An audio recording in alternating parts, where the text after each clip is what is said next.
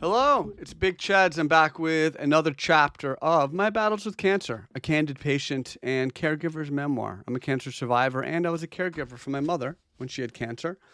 I published the book in 2020. I republished it in 2023, and it's available on Amazon, along with my other two titles, Trading Quotes and Trading Wisdom. But I want this book to be for free for anybody who wants it. So I'm recording it one chapter at a time for free. And last time we did Let's Get It Started already in terms of mom's chemotherapy. And now we're at the chapter More Bad News.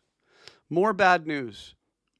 As the medical oncologist walked into the room, she greeted us warmly, and then she turned her focus to Mom to ask her how she was feeling.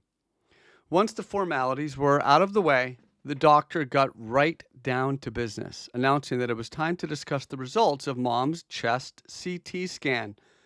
With a straight face, the doctor delivered the bad news that an approximately 1 centimeter growth had been found in Mom's lungs. They had found several other small growths that the doctor referred to as lung lesions. A lesion is defined by a medical dictionary as any pathology or traumatic discontinuity of tissue or loss of function of a part. Lesion is a broad term, including wounds, sores, ulcers, tumors, cataracts, and any other tissue damage. They range from the skin sores associated with eczema to the changes in lung tissue that occur in tuberculosis. Given that they had found a growth in Mom's lungs, that meant that the cancer had indeed spread from her colon and was now considered stage 4 metastatic advanced.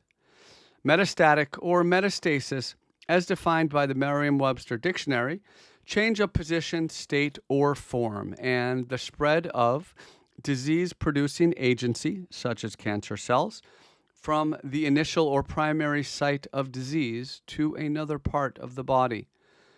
With a disclaimer that it was hard to predict the future, the doctor explained that since the cancer had spread to her lungs, Mom would have approximately 3 to 5 years to live. Upon hearing this news, I was absolutely floored. Built up in my mind was a completely different narrative where most of the cancer had already been removed and Mom was just going to have some minor cleanup chemotherapy. The doctor explained that Mom would be having chemotherapy now for the rest of her life rather than for a fixed 6-month treatment period. This type of regimen is referred to as maintenance chemotherapy.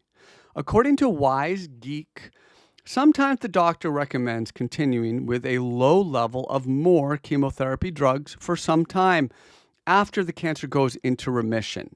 This type of treatment, which aims to prevent the cancer from returning, is called maintenance chemotherapy.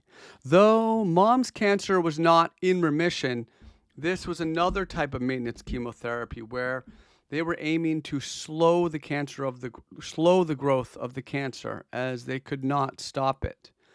The doctor also explained that Mom would be scanned every 3 months going forward to see if the chemotherapy was working, and then they would adjust her treatment regimen accordingly. The doctor went on to say that we needed to attack Mom's cancer more aggressively now that we knew it had spread to her lungs. And in that vein, she was adding a new drug, bevacizumab, to the FOLFOX regimen scheduled for that day. According to Wikipedia, bevacizumab, also sold under the trade name Avastin, is a medication used to treat a number of types of cancers and a specific eye disease. In addition, bevacizumab was approved by the FDA in February of 2004 for use in metastatic colorectal cancer when used with the standard chemotherapy treatment and with a 5-fluorouracil-based therapy for second-line metastatic colorectal cancer. Citation. The doctor explained that there was a possibility that Mom had a genetic disorder that had caused that colon cancer. One clue was that her colorectal cancer was MSI high. According to Wikipedia, MSI is the condition of genetic hypermutability that results from impaired DNA mismatch repair.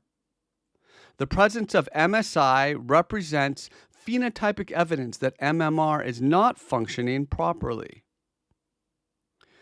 The way I understood it was that her colon cancers were more abnormal than regular colon cancer cells, and that might give us some potential ways to attack them in the future. The plan was to do some testing and to see if mom did in fact have the genetic disorder, because if so, they might be able to treat her cancer with immunotherapy. In addition, if the test results were positive, both myself and my sisters would have to be tested to see if that condition had been passed down to us. This was all such a shock, as we thought that mom was going to be going through 6 months of chemo rather than for the rest of her life. I could not imagine what mom was thinking or feeling about having to come into the hospital indefinitely. Even though my chemotherapy was more, quote unquote, intense than mom's, I at least had an end date and a fixed number of sessions I had to endure. Knowing that I only had 6 total sessions to go through helped me to keep from becoming too overwhelmed with my treatment regimen. I felt just terrible for mom, knowing that she did not have that same luxury. Understandably, mom was incredibly distraught with this news, so the doctor took time to comfort her and to answer her questions.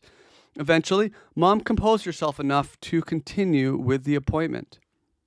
The doctor again went over the side effects of mom's chemotherapy regimen. She also explained that mom would have to come back 3 days after each treatment began to have the pump removed. Again, the doctor explained that this is the pump that would deliver the 5-FU, or fluorouracil chemotherapy medication. And that is more bad news. And next up, we had everything I said was wrong. That will be the next chapter. And this is part of My Battles with Cancer, a patient and caregiver's candid memoir. I published this in 2022. I published it again in 2023 after making some edits. And I want it to be free to everybody. So that's why I'm doing this. You'll see it on my YouTube channel, Cheds Trading. There's a little bit of a shorter chapter, so I'll get another chapter out here again soon. So, folks, thank you for listening, and I'll talk to you soon.